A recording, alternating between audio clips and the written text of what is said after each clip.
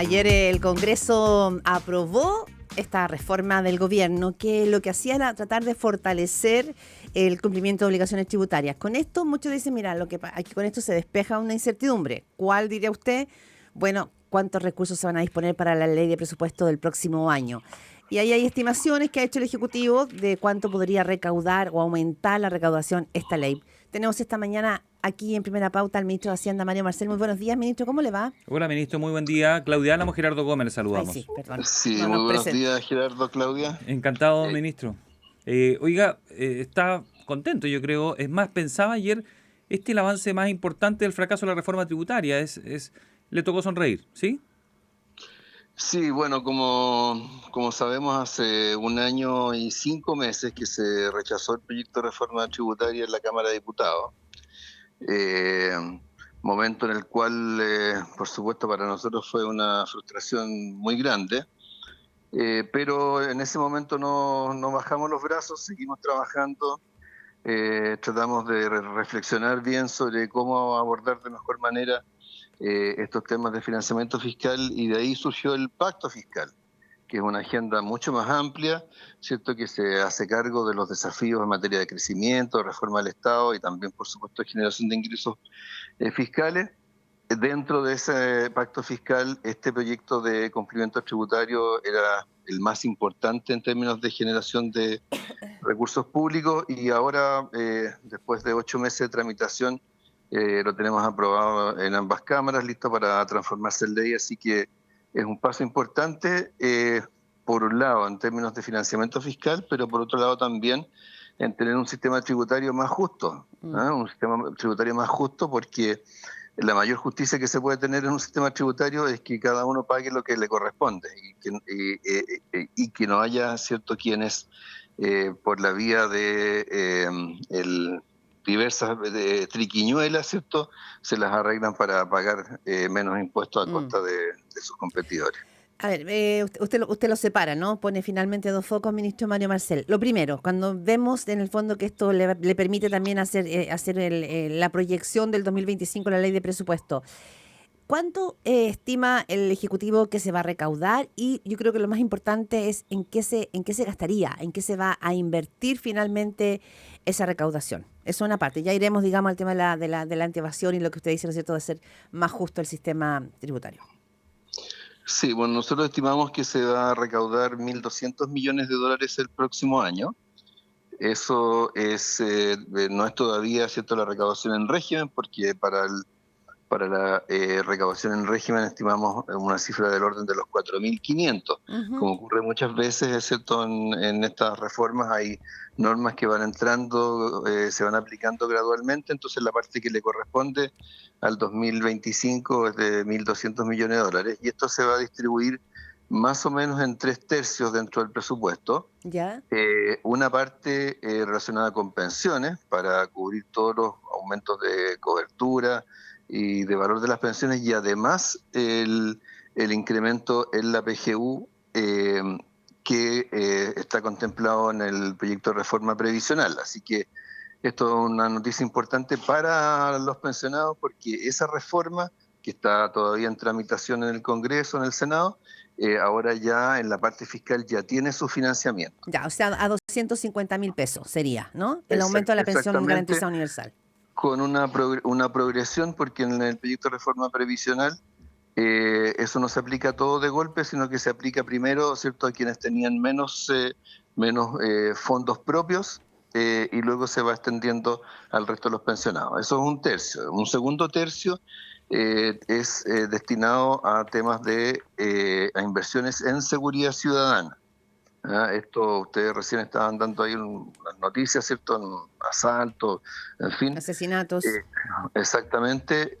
Para esto se ha definido una serie de prioridades, proyectos de ley, etcétera, y el presidente Boric, en su cuenta pública del 1 de junio, anunció que cuando se contara con los recursos de cumplimiento tributario, se podría financiar los aumentos de plantas de carabineros, los aumentos de remuneraciones para carabineros, cambios en la planta de la Policía de Investigaciones, todos los requerimientos adicionales de equipamiento, Ya, o sea, todos esos proyectos ya los vamos a poder Ministro. financiar. bien. Ministro Marcel, usted nos ha dicho que aquí esto apunta contra quienes evidentemente evadían o eludían el pago de impuestos. ¿Quiénes son esas personas? ¿Quiénes son esas empresas? Se lo voy a poner así. ¿Era el del kiosco? ¿Era la pyme? ¿O era el empresario poderoso y lo de gran tamaño? ¿Y cómo lo acostumbraba a hacer? Claro, aquí, bueno, las brechas de cumplimiento tributario se generan por básicamente tres vías. Uno es la evasión, cuando hay propiamente delitos tributarios. Una segunda vía es la elusión, es cuando se aprovechan resquicios que genera la ley para pagar menos impuestos. Y un tercero es por subdeclaración, a veces por desconocimiento del propio contribuyente. Entonces aquí hay que combinar ciertas medidas de control, de fiscalización, con también apoyo a contribuyentes que no están necesariamente suficientemente informados, no tienen la capacidad para entender bien la legislación tributaria. Por supuesto, las cifras más grandes de incumplimiento, de las brechas más grandes de cumplimiento tributario, se presentan cuando hay fraudes de gran magnitud. El año pasado conocimos el caso del así llamado megafraude tributario, que significaba, ¿cierto?, alrededor de 250 millones de dólares que se evadieron a través de un esquema muy sofisticado de creación de empresas para emitir facturas falsas, con las cuales a su vez se rebajaban gastos de parte de parte de varios miles de contribuyentes. Eso es ahí donde están las cifras más grandes de evasión. Pero tenemos que entender respecto a esto que la ley pareja no es dura. O sea, que el tema es que todos cumplamos con nuestras obligaciones tributarias. Y eso va a ser importante la fiscalización, que también es un tema importante, los cambios que se plantean allá en la ley anti-evasión, porque si usted no fiscaliza va a ser difícil seguir la pista. Claro, en este proyecto tiene muchas facultades nuevas o facultades reforzadas de fiscalización, por ejemplo, a través de el levantamiento del secreto bancario cuando hay un delito tributario de por medio. También está la figura del denunciante anónimo para que, cierto, cuando hay personas que tienen conocimiento de un esquema de defraudación fiscal, lo informen al Servicio de Impuestos Internos en condiciones de anonimato para que, ¿cierto?, para alentar que esa información se entregue. Por otro lado, también hay un aumento de recursos, de informática, de equipamiento, de personal para los servicios fiscalizadores, tanto impuestos internos como aduanas y tesorería. Ministro, breve antes, me quiero cambiar de tema, pero ¿cuándo va esto ya entra no en régimen pleno, pero comienza a tener esta recaudación? ¿Promulgación? ¿Cuándo?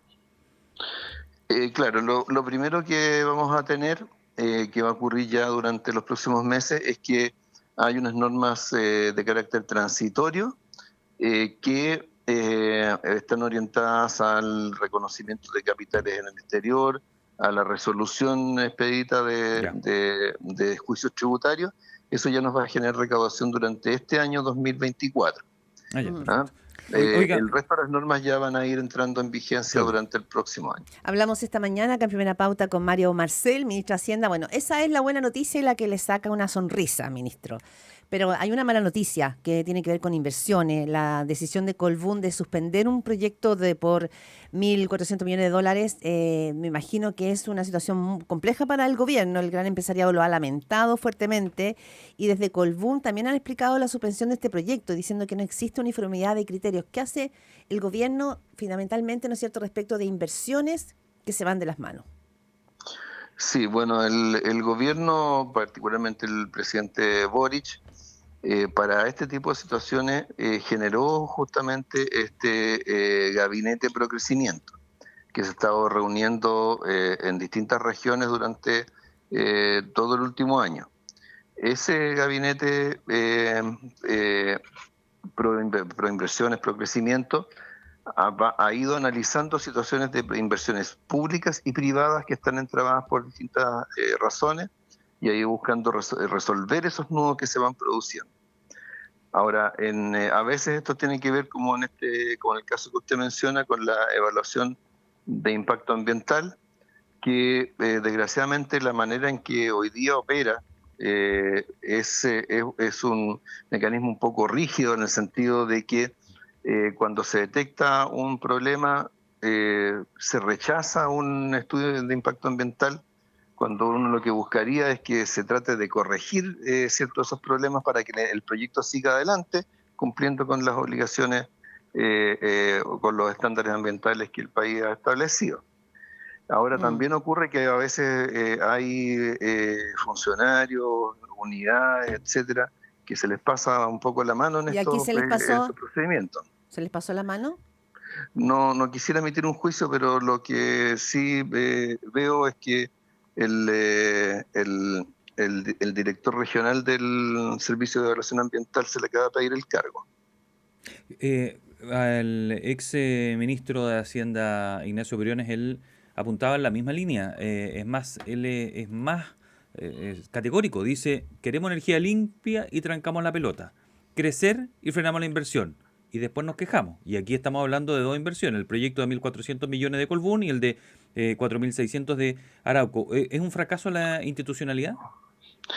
A ver, yo creo que no cualquier traspié en la tramitación de un proyecto tenemos que interpretarlo como un fracaso, ¿ah? Porque justamente por esta lógica un poco, llamémosle como oposicionista, en el sentido de que se acepta o se rechaza un estudio de impacto ambiental, a veces hay un rechazo, pero eso no significa que el proyecto se detenga, significa que hay ciertas premisas sobre las cuales se ha estado trabajando el proyecto que tiene que cambiar. Por Pero, ejemplo, en el pero no proyecto... fluye, ministro. Por ejemplo, el caso Data Center Google en Cerrillo, otra vez, lo mismo. Un millonario Claro, proyecto ahí pero en el trabado caso, por sí, pero una denuncia de un vecino. claro, pero en el caso que usted menciona, lo que está ocurriendo es que la empresa está buscando en términos de su diseño tecnológico, está buscando un mecanismo alternativo de sistema de enfriamiento que no involucre la demanda de agua fresca que originalmente tenía ese proyecto. O sea, los proyectos van teniendo estas idas y venidas, pero lo importante es que vayan sorteando estos distintos desafíos y sigan adelante. Mm. Eh, hoy día, eh, hoy día tenemos proyectos solo en minería para este año y los 3 siguientes por 44 mil millones de dólares. ¿Ya? Tenemos muchos proyectos que están avanzando para su ejecución. ¿Ministro? Entonces no saquemos juicios generales, no generalicemos a partir de casos particulares. Los casos particulares requieren irse resolviendo en la Mm. instancia y con las características de los proyectos de cada uno de esos proyectos. Claro, ¿Ah? Pero quizá, ministro Mario Marcel, ese caso particular que usted dice, para no verlo como generalidad, sucede que estamos hablando de una empresa de altísimo nivel como Colbún, no estamos hablando de cualquiera, estamos hablando de una inversión realmente millonaria, estamos hablando en un marco donde al menos el gran empresariado ha reclamado, ¿no es cierto?, mayor certeza jurídica, donde se habla que la permisología ha afectado la inversión y donde además existe una sensación, usted la sabe bien y lo ha dicho por el pesimismo, de que el gobierno no ha logrado finalmente destrabar o ayudar a destrabar la inversión extranjera o cuidar la inversión. Entonces, cuando uno escucha ayer, yo escuchaba a la presidenta de la SOFOFA, decía, no podemos seguir ahuyentando la inversión. Es fundamental que Chile genere condiciones para que los inversionistas vuelvan a confiar en el país y en su institucionalidad. claro, bueno, la misma empresa que usted menciona Sí. está terminando un parque eólico en el norte, donde tuvimos, por ejemplo, hace tiempo atrás, tuvimos un problema logístico bien particular, que fue que para trasladar las aspas con las cuales, ¿cierto?, se Ujú. funciona un generador, había problemas para el traslado de estos desde el puerto, porque cuando hay cargas muy voluminosas, había una norma que requería que fueran escoltadas por carabineros en las carreteras. Bueno, ese tema, por ejemplo, se trabajó con el Ministerio del Interior, se trabajó con el Ministerio de Obras Públicas y se cambió la normativa respecto del traslado de cargas voluminosas en las carreteras. Y gracias a eso ese proyecto ahora está Ya. avanzado en un 90 y tantos %, y esa norma se aplica ahora a nivel nacional. Ya, ministro. Entonces así uno va resolviendo las cosas. Pero O sea, aquí no veamos estos temas como temas estáticos, respecto a los cuales nadie hace nada, porque justamente creando esta instancia que le describí recién, el presidente ha señalado claramente que le interesa que se hagan los proyectos de inversión, Sí, no está que se claro. entraben. Ya, pero ¿reconoce que hay algún problema en la institucionalidad? El propio Briones decía, y otros, ayer leía a otros empresarios que decían, no tenemos un criterio estándar único cuando se postula para hacer un proyecto. Es como una aventura. Vamos a saber qué es lo que nos pide la autoridad y ahí vamos a saber cuánto nos vamos a demorar en obtener el permiso. Bueno, tanto es así que se reconoce que hay problemas en la institucionalidad, que dentro del pacto fiscal hay 2 proyectos que están actualmente en el Congreso que han avanzado significativamente, que tienen que ver justamente con los permisos para inversiones. Uno es la ley marco de permisos sectoriales distintos de los ambientales, y otro es una reforma de la ley ambiental para la evaluación de proyectos de inversión. Y esos proyectos han avanzado muy rápidamente. Ya va a estar en la sala de la Cámara en los próximos días el proyecto de regulaciones sectoriales, y el proyecto de evaluación ambiental también ha avanzado muy significativamente, haciéndose cargo de este tipo de problemas, porque aquí el punto, Claudia, Gerardo, es que el quejarse, el lamentarse de que estas cosas ocurren no nos lleva a que se resuelvan las cosas. Lo que hace que se resuelvan las cosas es que veamos dónde están los problemas en toda esta estructura de permisos, los procedimientos, etcétera, y le encontremos solución. Durante prácticamente una década nos hemos quejado de estas cosas, pero ningún gobierno hizo nada. Ningún gobierno hizo nada, solo también se lamentó. El gobierno del presidente Boric está legislando sobre la materia, y eso es lo que nos va a permitir avanzar de manera más sistemática, para que no sea solamente resolver un problema de un proyecto aquí o un proyecto allá. Sí, ministro, pero de todos modos, el diagnóstico respecto de los permisos o de la necesidad, de la certeza jurídica, concepto que se ha usado durante tanto tiempo ya, es un diagnóstico que el gobierno ya tiene y que lo tiene desde muy al comienzo de la gestión del gobierno del presidente Gabriel Boric. Es decir, el diagnóstico está hecho. Sí. Pero no entiendo el tono de su pregunta. No, perdón, no es ningún tono, sí.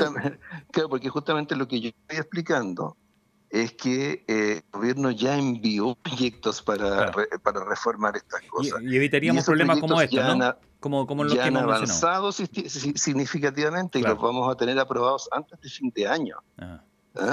Entonces, esta idea como que no se está haciendo nada, puede ser válido para lo que ocurría hace 4 o 5 años atrás, no es válido para lo que está ocurriendo hoy día. Quiero precisar, Marcel, que mi pregunta no tiene ningún tono especial, solo recoge la inquietud que usted mismo ha escuchado y que he visto, también leí ayer, ¿no es cierto?, de los empresarios por la suspensión de este proyecto. Digamos, en base a eso se decía que había un problema con la autoridad ambiental, que hay un problema con la permisología, que, o sea, solo digamos, traigo a escena las inquietudes que ha generado la situación de Colbún. No es porque yo quisiera ponerle un tono especial ni un tinte, nada de eso.